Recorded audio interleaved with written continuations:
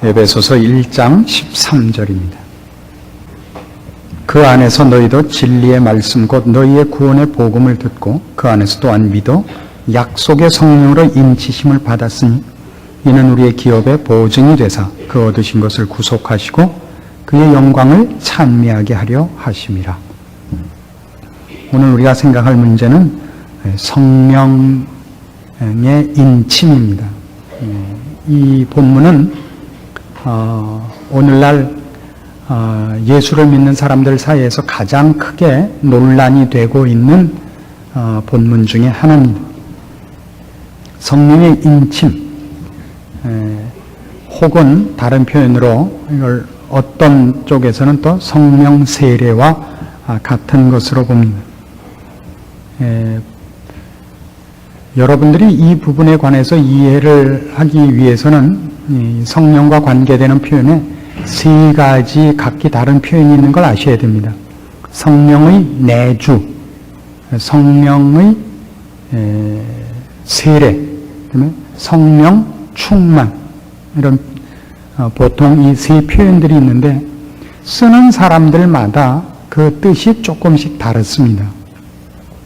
그러니까 성령 세례와 성령의 내주를 동일시하는 데가 있고, 그다음에 또 성령 세례와 성령 충만을 동일시하는 데가 있고, 셋을 다 각기 구별하는 사람도 있고 그렇습니다. 언제나 이 부분에 관한 가장 큰 문제점은 이겁니다. 신자가 예수를 믿을 때에 그 안에 오시는 성령님, 성령의 내주라 그럽니다. 성령으로 말미암지 않고는 아무도 주를 시인할 수 없고 구원을 얻을 수 없습니다. 그래서 이 예수를 믿으면 누구에게나 와 계시는 성령의 내주하심을 일컫는 것이냐, 아니면 그 이후에 성령 내주 말고 보통 성령 세례라 그러기도 하고 성령 충만이라고도 쓰는 또 다른 획기적인 다른 모든 사건과 구별되는 어떤 독특한 성령님의 부어주심으로 말미암는 기쁨과 놀라운 체험이 있느냐 하는 것이 이제 그 가장 큰 논쟁의 초점입니다. 그리고 이 두 번째 말씀드린 성령의 그 부어주심에 관한 획기적이고 또 다른 하나의 사건이 있고 그것을 구하여야 된다 하는 사람들의 그 근거 성경 구절은 오순절 성령 강림이고, 그래서 그쪽을 강조하는 파를 오순절파라 그러는 것입니다. 그러니까 이 부분에 대해서 그렇게 둘로 나뉘어 있습니다. 그런 또 다른 어떤 성령의 부어주심을 경험하고 요구해야 되는 특별한 적은 없고 성령의 내주하심으로 족하다, 이렇게 보통 보수주의자들은 얘기하고, 성령의 부어주심에 관한 기쁨과 그 특별한 체험을 요구해야 되고 꼭 받아야 된다 하는 쪽이 이제 보통 오순절파라 이렇게 나뉘어 있습니다. 우리나라에서는 그래서 순복음교회 쪽이 이 오순절파에 해당합니다. 어느 쪽이 맞느냐 틀리느냐 하는 것은 주님 오셔야 확인되지 않겠나 싶습니다. 왜냐하면 이 문제를 확인하기 위해서는 각각 그 자신들의 주장을 내세우는 근거 구절들이 해석상에서 서로 견해 차이를 보이고 있는 것이지 주장하는 성경 구절들은 다 같습니다. 근데 어느 해석이 맞느냐 하는 것은 어떤 의미에서는 다분히 아전인수격입니다. 그래서 우리가 이 부분에 관해서 굉장히 조심스러울 수밖에 없고, 이 문제에 관해서 저는 양다리를 걸치고 있는 사람입니다. 그래서 좋은 것만 두 개 다 가지려고 그러는데 혹자는 말하기를 그래서 기회주의자다 그럽니다. 저는 중용의 도를 취하고 있다 그러고 있습니다. 좌로나 우로나 치우치지 않고 있는데 혹자들은 이제 분명치가 않다 그러고 있는데, 분명치 않은 가장 큰 이유는 우선 제가 분명하게 할 만큼 실력이 일단 없고, 양쪽 주장이 너무 팽팽해서 다 일리가 있기 때문에, 그리고 어느 한쪽 주장만을 수용하기에는 분명히 그 반대쪽 주장에도 일리가 있기 때문에 욕심을 부리고 있는지도 모릅니다. 그래서 이건 저에게 있어서는 굉장히 큰 그 숙제거리 중에 하나였고, 이번 저희들 교역자 수련회에 가서도 거기서 한 중요한 그 공부 중에 하나도 바로 이것이었습니다.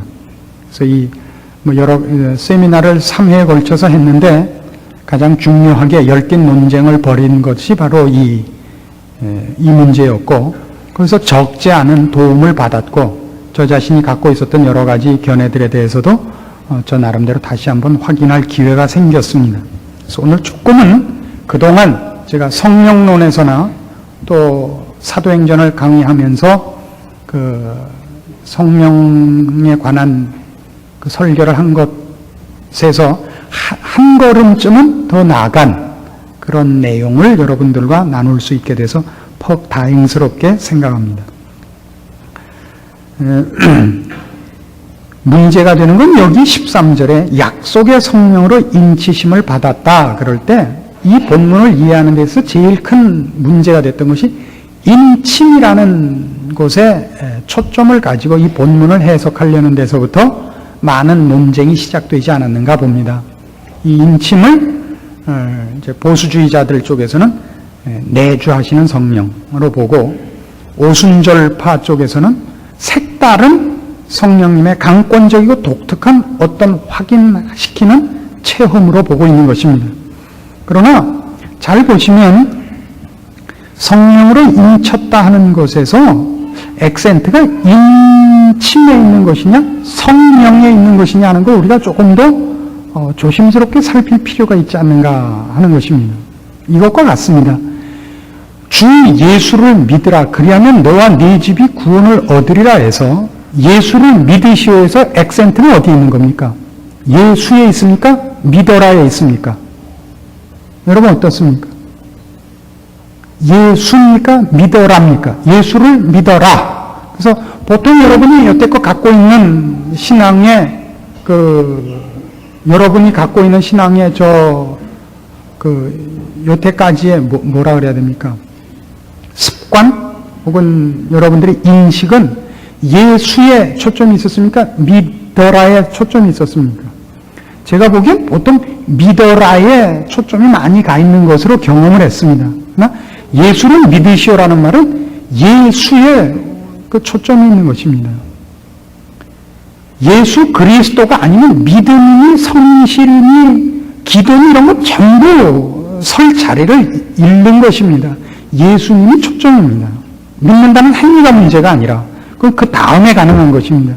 여기서도 성령의 인침에 있어서 가장 초점이 되는 것은 인침이라는 문제보다 성령인 것으로 보여집니다. 왜냐하면 성령의 인침을 그 뒤에 뭘로 받느냐면 14절에서 성령으로 인치심을 받았다 해놓고서 이는 우리의 기업의 보증이 돼서 그 얻으신 것을 구속하시고 그의 영광을 찬미하게 하려 하십니다. 즉 우리 기업의 보증으로 성령의 인침을 줬다는 겁니다. 그러니까 여기서 우리 기업의 보증이라는 건 뭐냐면 에베소서 1장에 쭉 나타난 바와 같이 하나님께서 전 우주적인 계획을 어떻게 갖고 있으며 거기서 가장 중심이 되는 하나님 계획의 대상이요 주인공인 인간에 대한 하나님의 뜻이 무엇인가가 전 우주적 스케일을 갖고 소개되고 있는 장면입니다. 우리를 구원하고 우리를 완성하고 영광된 존재로 만들기 위하여 예수 그리스도를 보내시고, 아니 그 전에 창세전에 태초전에 하나님께서 그 기쁘신 뜻대로 우리를 예정하시고 그걸 이루기 위하여 예수를 보내시고 우리를 그의 자녀로 부르시고 이제 영광된 자리에 앉힐 겁니다. 그러니까 일어난 일, 그의 뜻과 계획으로 말미암아 일어난 일은 예수 그리스도께서 우리를 위하여 오시고 우리를 그 안에서 구원하신 데까지입니다. 남은 일은 그의 계획의 끝, 종결되는 궁극적인 결과는 우리가 이제 영광된 자리에 갈 겁니다. 그것이 이루어진다는 것을 어떻게 우리가 알 수 있으며 하나님이 하시는 일이 실패치 않을 것이요 하나님이 계획하신 일을 변개치 않을 것을 무엇으로 우리에게 확실하게 줄 수 있느냐 할 때 성령의 인침이라는 겁니다. 그러니까 인침이 아니라 인을 치는 것이 무엇이냐 말이죠. 성령이라는 것이 여기서는 훨씬 강조되는 것으로 보여집니다. 이걸 더 잘 이해하기 위해서 고린도 후서 5장으로 가보십시다.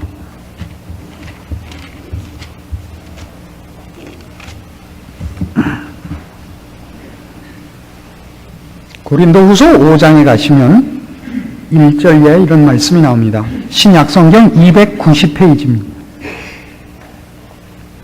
만일 땅에 있는 우리의 장막집이 무너지면 하나님께서 지으신 집 곧 손으로 지은 것이 아니요 하늘에 있는 영원한 집이 우리에게 있는 줄 아나니 과연 우리가 여기 있어 탄식하며 하늘로부터 오는 우리 처소로 덧입기를 간절히 사모하노니 이렇게 입으면 벗은 자들로 발견되지 않으려 함이라. 이 장막에는 우리가 짐진 것까지 탄식하는 것은 벗고자 함이 아니요 오직 덧입고자 함이니 죽을 것이 생명에게 삼킨 바 되게 하려 함이라.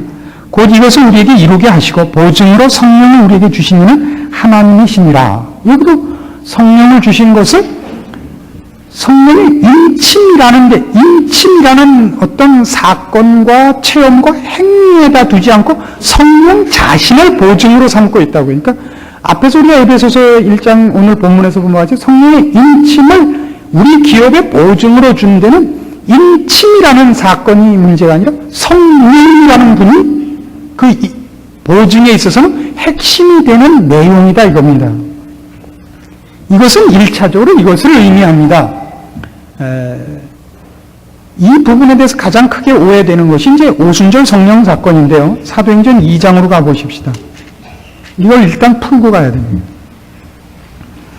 사도행전 2장이 오순절 그 성령 강림 사건을 가지고 왜 이렇게 의견이 분분하냐면 이제 오순절 파식으로 이 부분을 해석을 하면 이렇게 나옵니다.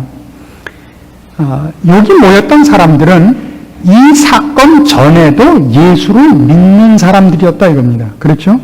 그러나 바로 여기서 믿는 자들이었음에도 불구하고 새삼스럽게 성령의 부어주심을 받으며 성령으로 말미암아 강한 임재를 느끼는 독특한 체험을 얻는다 이겁니다.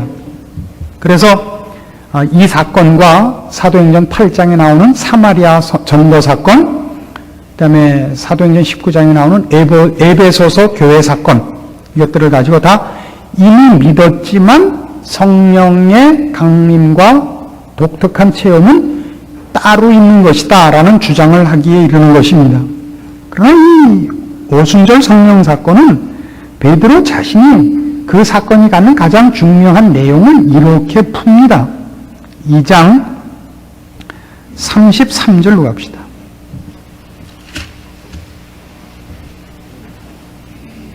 하나님이 오른손으로 예수를 높이심에 그가 약속하신 성령을 아버지께 받아서 너희 보고 듣는 이것을 부어주셨느니라. 그래서 하나님이 오른손으로 예수를 높였다라는 건 무슨 뜻이냐면 지금 세상 사람들이, 그러니까 당시 유대인들이 예수를 무엇로 죽였죠? 십자가 처형을 한 죄목이 뭡니까? 참남죄였지 않습니까? 인간으로서 자신을 하나님의 아들이라고 얘기해서 유대인들에게 있어서 아들이라는 말은 우리 동양권에서 갖고 있는 부자지간하고 다릅니다. 동양권에서의 부자지간은 넘을 수 없는 차이가 있는 권위와 이 등급에 있어서 넘을 수 없는 차이를 부자라 그럽니다만은 부자지간이라 그럽니다만 유대인에게 있어서 부자지간이라는 건 동등하다는 뜻입니다. 아버지와 아들이다 그럴 때는 동등한 지위, 동등한 권위, 동등한 그 신분을 말합니다. 그래서 예수님이 내가 하나님의 아들이다 그랬을 때는 하나님이시듯이 예수님이 내가 하나님의 아들이라 했으면 예수님도 하나님이다 이렇게 선언을 한 겁니다. 그래서 네가 어찌 인간으로서 하나님이라 그러느냐? 그가 참남죄에 걸린 겁니다. 근데 유대인들이 하나님께 범죄했다고 생각해서 못 박은 예수를 하나님의 오른손으로 높이셨다는 건 무슨 뜻이 돼요? 하나님은 그의 말과 그의 존재와 그가 한 모든 사역을 인정하고 높이 잘했다 그랬다는 뜻 아닙니까? 그러니까 예수님이 선언한 것과 예수님에 대해서 오해한 유대인들의 견해 중에서 누가 맞은 거예요?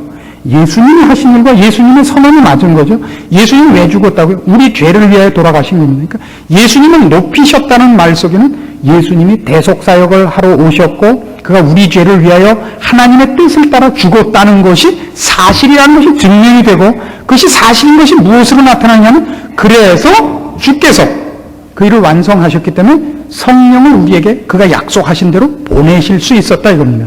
그래서 오순절 성령 사건은 성령님이 신자들에게 오셔서 무엇을 하느냐라는 것이 1차적인 의미가 아니고 예수님께서 우리의 죄를 다 속하시고 우리를 하나님의 백성으로 만들어 내셨다는 것이 확인되는 눈에 보이는 증거, 객관적 사실로서 성령의 오심이 가장 두드러지게 나타나는 것입니다. 이것을 가지고 또 다른 성령의 이런 특별한 어떤 임재와 독특한 체험을 해야 된다라고 하는 것은 1차적인 뜻은 여기에 있지 않습니다. 다음 주에는 제가 그 2차적인 뜻에 대해서도 설명을 하겠습니다만은 오늘은 일단 이 부분을 여러분이 꼭 기억을 해 주셔야 됩니다. 그래서 이것이 무슨 뜻을 가지느냐 하면 여러분 이걸 기억을 해야 됩니다. 원래 유대인들이 메시아를 기다린 것은 어떤 차원에서 메시아를 기다리냐면 유대인들을 해방할 자로서 메시아를 기다립니다. 그렇죠? 그들이 지금 예수를 믿지 않고 아직도 유대교, 즉 구약만을 고집하고 메시아를 아직도 기다리고 있는 이유는 그들이 믿는 하나님이, 그들을 선택한 하나님이, 그들을 성령으로 불러내신 하나님이 구원을 이방까지 나눠주리라고는 상상을 못하고 있습니다. 저들은 예수 그리스도를 선지자로 보지 예수 그리스도가 그 메시아라고는 보지 않고 있습니다. 메시아가 오시면 그 메시아는 유대인들을 다른 모든 이방의 압박과 이 위협 속에서 구원해낼 정치적인 해결사일 것이라고 믿고 있습니다. 거기에 반해서 이제 예수 그리스도께서 성령을 보내신 것이 어떤 뜻을 가지느냐 하면 오늘 우리가 에베소 1장에서도 본 바와 같이 구약만으로 신자들을 정의할 때는 하나님의 백성이라는 것은 민족적 구별이었습니다. 유대인이라는 것이 하나님의 백성된 표였습니다. 근데 그들의 내셔널리티가 구원받은 표였습니다. 이방인은 아니었으니까요. 그러나 이제 예수 그리스도로 말미암아 그것이 어떻게 영적으로 확인이 됐느냐 하면 아브라함의 자손이라고 다 이스라엘이 아니고 누가 이스라엘이 되느냐? 예수를 믿는 자가 아브라함의 자손이요 예수를 믿는 자가 이스라엘이 되는 겁니다.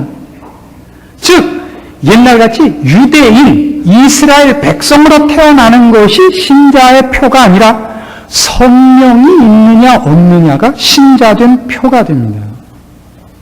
그래서 로마서 8장에서는 이렇게 설명을 합니다. 로마서 8장 9절입니다. 만일 너희 속에 하나님의 영이 거하시면 너희가 육신에 있지 아니하고 영에 있나니 누구든지 그리스도의 영이 없으면 그리스도의 사람이 아니라 또 그리스도께서 너희 안에 계시면 몸은 죄로 인하여 죽은 것이나 영은 의로 인하여 산 것이니라. 예수를 죽은 자 가운데서 살리시는 영이 너희 안에 거하시면 그리스도 예수를 죽은 자 가운데서 살리시니가 너희 안에 거하시는 그의 영으로 말미암아 너희 죽을 몸도 살리시리라. 그러니까 이제 신자는 무엇으로 신자된 표를 갖느냐 하면 구약 시대 같이 이스라엘 백성이면 하나님의 백성 하던 데서부터 뭐가 아니면 안 되면 하나님의 영이 없으면 아닌 거예요. 하나님의 영이 있으면 하나님의 백성이고 이것이 오순절 성령 강림에 있어서는 가장 중요한 겁니다. 그래서 사마리아 전도에서 사도행전 8장에 나오는 사마리아 전도에서는 이 내셔널리티를 깨는 첫 작업이기 때문에 빌립 집사가 가서 사마리아에 구원을 전했지만 복음을 전하여 저들을 신자로 만들었지만 이 유대인들의 이 민족주의를 깨기 위해서 그 작업을 베드로와 요한이 가서 하는 겁니다. 저들이 가서 기도하고 안수하여 성령을 받게 하는 겁니다. 그 차이는 믿음과 성령의 부어주심이 2차적인 다른 체험이 꼭 있다는 그런 뜻으로 이해돼야 될 본문이 아니고 하나님께서 이제 구원을 민족적 구별로서 구원받는 백성을 정하는 것이 아니라 예수를 믿는 자로 구원하신다. 우리가 에베소 1장에서 이렇게 배웠죠. 하늘에 있는 것이나 땅에 있는 것이 모두 다 그리스도 안에서 통일되게 하는 겁니다. 그리스도로만. 그래서 이제 참 이스라엘은 누구냐면 예수를 믿는 자입니다. 그 예수를 믿는 자 된 표가 뭐냐 그러면 구약시대에 하나님의 백성인 표가 뭐냐 그러면 이스라엘 백성인 것 같이 민족적으로 이제는 그것이 전부 성령이 있는 자입니다. 입으로 주를 시인한 자요 그 안에 성령이 계시는 자입니다. 그래서 신자는 이제 더 이상 다른 무엇으로서 외적 다른 조건으로서 신자된 표를 가지는 것이 아니고 인종이라든가 무슨 뭐 배우고 못 배운 거라든가 가지고 못 가진 것으로가 아니라 주를 믿는 것. 다른 표현으로 성경적 다른 걸로는 성령이 거하시느냐 안 거하시느냐로만 신자냐 아니냐가 구별이 됩니다. 그것이 오순절 성령 사건의 가장 큰 의미입니다. 주께서 우리를 구속하셨고 누구든지 주를 믿고 십자가의 공로로 말미암아서 구원을 얻으며 하나님의 백성 되며 그것은 뭘로 하느냐? 그렇게 된 자는 누구를 막론하고 성령께서 그에게 오신다는 것으로 성경은 신자된 표를 이제 새롭게 정하는 것입니다. 그러나 오늘 우리 에베소 1장에서 본 바와 같이 성령의 인침으로 우리 기업의 그를 보증으로 삼았다 그럽니다. 고린도후서 5장에서도 성령을 우리에게 주사 우리에게 약속한 모든 것이 이루어지도록 하는 보증으로 삼고 있다 그럽니다. 이걸 조금 더 존재론적으로 가면 오늘 로마서 8장에서 보는 바와 같이 이렇게 갈 수 있습니다. 우리가 1차적으로 이제 하나님의 백성된 표가 뭐냐 그러면 주를 시인하는 자요 예수 그리스도의 십자가로 구원을 얻은 자요 다른 면으로서는 성령이 그 안에 있는 자입니다. 존재론적으로. 그러니까 신자는 누구를 막론하고 성령이 그 안에 거하시는 자입니다. 그런데 거기는 어떤 뜻이 포함되어 있느냐 하면 이제 성령께서 우리 안에 오심으로 말미암아 성령은 지옥에 갈 수 없습니다. 실패될 수 없습니다. 하나님이시거든요. 성령도 하나님이시란 말입니다. 근데 성령께서 우리 안에 오사 나와 성령이 구별될 수 없이 나와 하나를 이루십니다. 그래서 성령께서 마땅히 하늘나라에 가실 수밖에 없듯이 거기가 그분이 거하실 유일한 처소이듯이 우리도 신자는 성령께서 우리 안에 와 계심으로 말하면 실패될 수 없는 것이 보장된 것입니다. 하나님께서 어떻게 우리에게 가진 계획을 결국 이루시고야 말 것인가를 이것보다 더 잘 보여줄 수 있는 도장은 없는 것입니다. 성령의 인침이라는 강조보다 바로 성령으로 인을 쳤다는 데 강조점이 있어야 됩니다. 성령이 우리 안에 와 계십니다. 우리는 실패될 수 없습니다. 그렇죠? 그래서 이건 무엇과 상통하느냐 하면 여러분 잘 보세요. 예수 그리스도께서 이 땅에 오실 때 그의 이름이 물론 이름으로서도 예수입니다. 그의 백성을 자기 백성을 죄에서 구원할 자입니다. 그러나 또 하나 별명이 있죠. 임마누엘입니다. 임마누엘이란 하나님이 저들과 함께 계신답니다. 이거는 성경 전체의 가장 중요한 핵심되는 사상 중에 하나입니다. 성경 맨 처음부터 맨 끝까지 무엇으로 일관된 하나의 약속을 하고 있느냐면 나는 저들의 하나님이 되고 저들은 내 백성이 되리라. 끊임없이 그 얘기죠. 그래서 요한계시록 21장으로 가보십시오. 맨 끝이 뭘로 마치느냐 하면 바로 그 약속의 성취로서 끝이 납니다.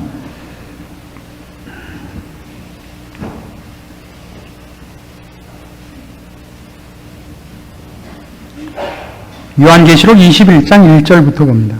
또 내가 새 하늘과 새 땅을 보니 처음 하늘과 처음 땅이 없어졌고 바다도 다시 있지 않더라. 또 내가 보내 거룩한 성 새 예루살렘이 하나님께로부터 하늘에서 내려오니 그 예비한 것이 신부가 남편을 위하여 단장한 것 같더라. 내가 들으니 보좌에서 큰 음성이 나서 가로되 보라 하나님의 장막이 사람들과 함께 있으니 하나님이 저희와 함께 거하시리니 저희는 하나님의 백성이 되고 하나님은 친히 저희와 함께 계셔서 모든 눈물을 그 눈에서 씻기시며 다시 사망이 없고 애통하는 것이나 곡하는 것이나 아픈 것이 다시 있지 아니하리니 처음 것들이 다 지나갔음이로라. 자, 이게 마지막 완성입니다. 뭐라고요? 3절 다시 보세요. 보좌에서 큰 음성이 나서 가로되 보라 하나님의 장막이 사람들과 함께 있으며 하나님이 저희와 함께 거하시리니 하나님이 저와 함께 거한다가 임마누엘이에요. 저희는 하나님의 백성이 되고 하나님은 친히 저희와 함께 하시리라 이거예요. 하나님은 우리의 하나님이 되고 우리는 하나님의 백성이 됩니다. 이스라엘을 처음 불러서 국가 삼으시고 한 약속이요. 모든 아브라함부터 시작해서 모든 오고 오는 세대에 하나님께서 시정연일하게 하셨던 약속이요. 그 성취입니다. 예수 그리스도께서 이 땅에 오실 때도 바로 그 일을 이루고 오시는 것이기 때문에 그의 별명 중에 하나가 임마누엘이 됩니다. 그리고 그 일을 이루시기 위하여 예수께서 우리를 위하여 죽으시고 우리 죄를 도말하시기 위해 십자가를 지셨고 부활하셨고 우리를 구원해 내시고 우리 마음눈을 열고 회개케 하여 그를 믿게 하시며 그리고 성령으로 우리 안에 보내사 인을 치는 겁니다. 성령으로 인을 치는 겁니다. 그러니까 인을 친다는 데다 초점을 너무 두시지 말아달라 이겁니다. 성령의 인침, 부어주심, 기쁨, 감격 이쪽으로 넘어가지 말고 1차적으로는 성령으로 인을 쳤다는 것이 갖는 뜻을 이런 차원에서 확고히 해야 되는 것입니다. 성령으로 인을 쳤다. 그게 갖는 뜻이 이겁니다. 성령과 나 자신이 불가분의 관계예요. 어디서 어디까지가 성령이고 어디서 어디까지가 나라고 이제 구별할 수 없는 한 몸의 이름으로서 우리는 취소될 수 없습니다. 성령님이 계시는 몸이니까. 성령님 때문에 내가 포기될 수 없고 취소될 수 없습니다. 아까 로마서 8장식으로 다시 한번 가서 보시겠습니까? 그 로마서 8장이 이 부분을 뭐라고 제가 지금 말씀드린 것과 더 강하게 똑같은 뜻으로 이렇게 얘기합니다. 8장 10절 보세요. 또 그리스도께서 너희 안에 계시면 몸은 죄로 인하여 죽은 것이나 영은 의를 인하여 산 것이니라. 예수를 죽은 자 가운데서 살리신 이의 영이 너희 안에 거하시면 그리스도 예수를 죽은 자 가운데서 살리시니가 너희 안에 거하시는 그의 영으로 말미암아 너희 죽을 몸도 살리시리라. 왜 우리가 살아날 수밖에 없다고? 우리 안에 부활할 수밖에 없는 사망이 붙잡아 둘 수 없는 그리스도의 영, 성령께서 와 계시니까 그를 어떻게 붙잡아요? 그를 붙잡을 방법이 없고 죄와 사망이 형벌과 지옥이 그를 붙잡을 수 없고 그를 어떻게 얽어맬 방법이 없으면 우리도 얽어맬 방법이 없다 이겁니다. 동시에 이것은 무엇에 대한 증거라고요? 무엇에 대한 도장이라고요? 확인이라고요? 하나님께서 결국 우리의 하나님이 되시며 우리가 그의 백성이 되어 다시는 사망이나 애통하는 것이나 슬픔이나 곡하는 것이 없는 완벽한 상태에서 하나님과 영광있는 자리에서 만나는 그 날을 있게 하기 위한 그 일의 첫 열매로서 하나님께서 우리와 함께 하시는 일을 시작해버리는 겁니다. 그래서 여기서 우리는 보증이라는 말을 하나 더 깨우쳐야 됩니다. 이 보증이라는 말은 계약금이라는 뜻입니다. 보증으로 성령을 주셨다. 기업의 보증이 되셨다 하는 보증이라는 말은 계약금입니다. 이건 아닙니다. 약속물이라는 뜻이 아닙니다. 말하자면 제가 집을 사기로 하고 그 집이 이제 2천만 원짜리 집이라 그래요. 2천만 원짜리 집이면 요새 하여튼 얼마짜리는 어때요? 그래서 그거를 사기 위해서 제가 제 아들을 맡겨놓고 자꾸 어떻게 비유가 흉해지는데 아들을 맡겨놓고 나중에 2천만 원을 만들어 가지고 와서 2천만 원을 주고 아들을 찾아오는 것은 계약금이 아닙니다. 계약금이라는 것은 지불해야 될 것 중에 일부를 말하는 겁니다. 2천만 원을 지불하기로 했으면 그 중에 10만 원을 걸고 그럼 나중에 얼마만 더 갖다 주면 돼요? 1990만 원을 더 갖다 주면 되는. 그러니까 성령이 우리에게 보증이 됐다는 것은 이미 무엇을 말하는 것이냐면 나중에 우리가 하나님과 함께 살 것, 하나님께서 우리와 함께 거하실 것 중에 일부를 맛보는 것입니다. 성령께서 우리의 보증이 돼서 나중에 우리가 누려야 할 것 중에 그 어떤 첫 열매, 그 중에 어떤 것들을 실제로 누리게 하는 겁니다. 맛을 보게 하는 것이 이 성령의 인침이요, 성령이 우리에게 보증이 됐다는 뜻입니다. 우리는 성령을 나중에 성부 하나님과 바꿔치기 위해서 볼모로 갖고 있는 것이 아닙니다. 그 중의 일부입니다. 그래서 이제 다음 주에 우리가 한 번 더 생각해 볼 것과 같이 이 사건에 얽혀있는 2차적인 뜻, 기쁨과 감격이나 부어주심에 관한 것이 나올 수밖에 없는 영역이 이제 생깁니다만은 1차적으로는 이것입니다. 그래서 우리 이걸 정리해 보십시다. 우리는 성경 안에 있는 성령의 인침, 성령의 세례, 성령의 부어주심 이런 데 대하여 성경이 설명하는 것들의 1차적인 뜻을 분명히 할 필요가 있습니다. 이것을 구원과 그걸로 인하여 성도들 모두에게 찾아오시는 성령의 내주와 별개의 성령께서 찾아오시사 우리를 확신케 하고 우리를 기쁘게 하고 우리를 넘치게 하는 어떤 것으로 성경에 있는 지금 우리가 살펴본 모든 구절들을 그런 식으로 이해하는 것은 1차적으로는 맞지 않습니다.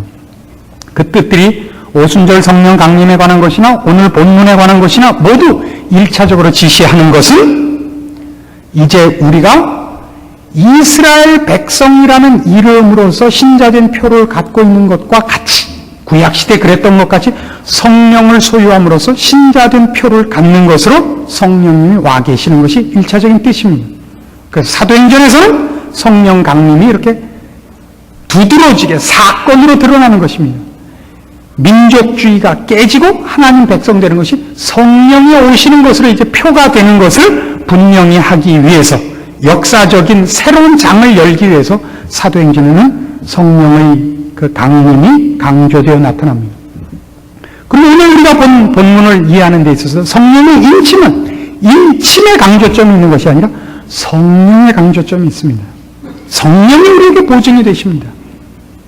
그 이유는 우리가 결국 하나님과 함께 거할 것이요, 하나님과 함께 살 것이기 때문에 임마누엘을 완성하실 분이 그 일을 시작하러 오신 임마누엘 되신 예수 그리스도께서 이 일을 가능케 하자 그 보증으로 계약금으로 성령이 이미 오셔서 결국 우리가 완성된 차원에서 누릴 하나님과 함께 사는 삶의 그 일부를 지금 누리는 것입니다.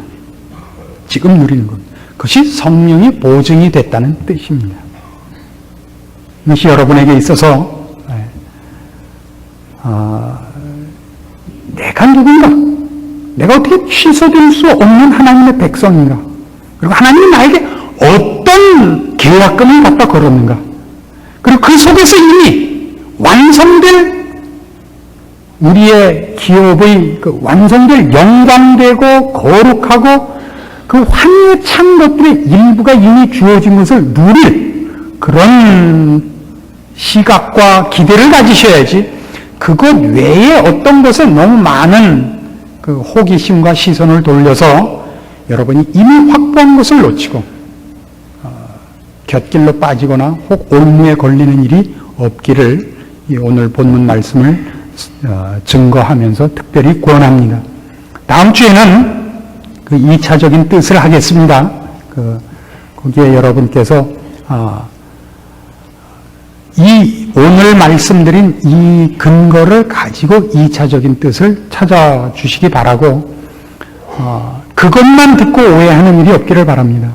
실제로 로이드 존스 목사님 같은 분은 보수주의적이고 아주 완전히 성경 말씀을 정확히 풀기로 정평이 있는 분인데, 보수주의자로서는 드물게도 오순절파적 성령론의 개념을 수용하는 분이십니다. 그래서 저도 보수주의적 경향을 많이 띠고 있는 사람이기 때문에 오순절파가 주장하는 식의 성령론에 대해서 별로 이렇게 마음을 열지 않고 있었는데, 로이드 존스 목사님의 영향을 받아서 그쪽에 마음을 열기로 한 사람입니다. 그 마음을 열기로 했다는 게 굉장히 중요한 표현이라는 것을 여러분 기억해 주십시오. 이런 설명을 누가 했기 때문입니다. 로이드 존스 목사님의 그 성령론에 관한 그 책에 대하여 오순절파 쪽에서 서문을 이렇게 썼습니다. 그 책에.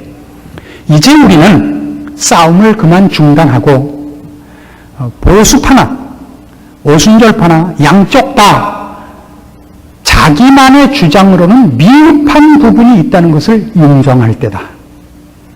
우리는 한쪽은 교리적으로 튼튼하나 생명이 없고 한쪽은 생명이 있으나 질서가 없음을 인정하여 서로 보완할 때다. 라는 아주 적절한 표현을 썼습니다. 이것이 여러분에게 여러분 하고 싶은 걸 아무렇게나 해도 좋다라는 뜻으로 제가 하는 것은 아닙니다.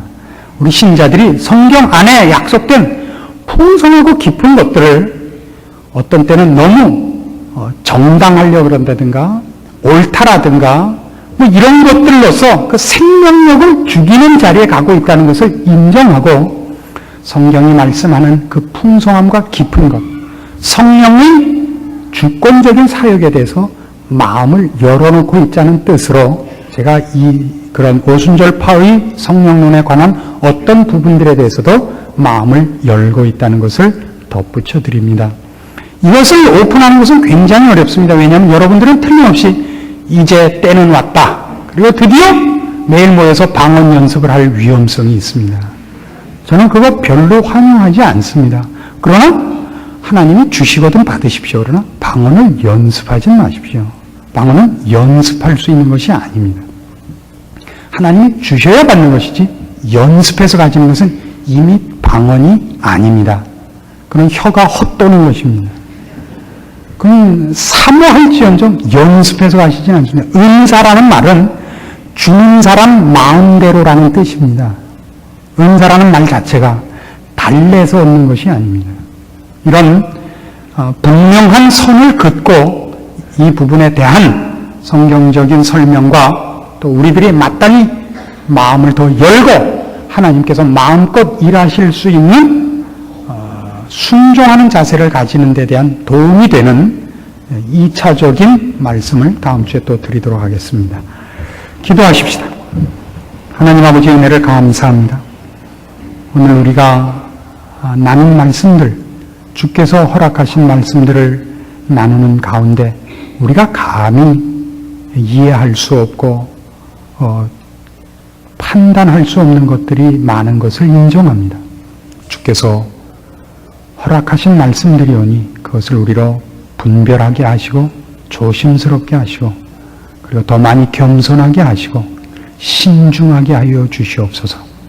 이것으로 남을 심판하지 말게 하시고 그리고 나 스스로도 이 부분에 관해서는 주님 앞에 언제나 엎드리는 자세로 겸허한 마음으로 이 말씀을 상고할 것이지 경거망동하지 않도록 지켜주시고 그래서 우리의 신앙 전체 분위기와 자세가 더욱 주 앞에 두려움과 떨림으로 엎드리는 자세가 되도록 지켜주시옵소서. 예수님의 이름으로 기도합니다. 아멘.